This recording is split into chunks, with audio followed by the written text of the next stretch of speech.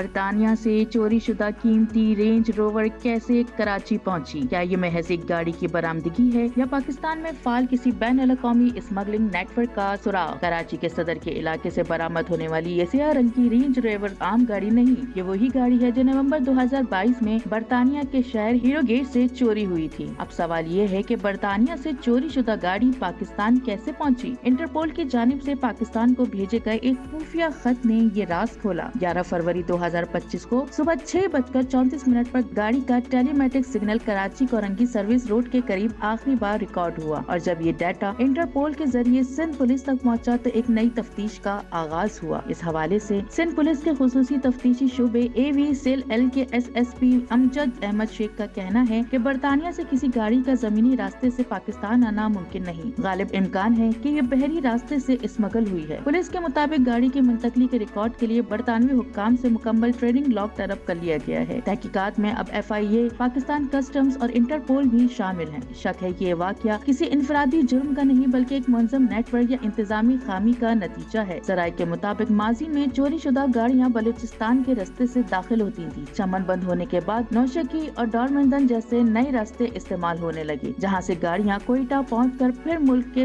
مختلف حصوں میں فروخت کر دی جاتی تھی۔ پولیس کا کہنا ہے کہ سیف سٹی منصوبے کے تحت خود کار نظام جلد فعال ہو جائے گا، جو مشکوک نمبر پلیٹس کی شناخت کر کے فوری الرٹ جاری کرے گا۔ یہ نظام مستقبل میں چوری شدہ گاڑیوں کی روک تھام میں گیم چینجر ثابت ہو سکتا ہے۔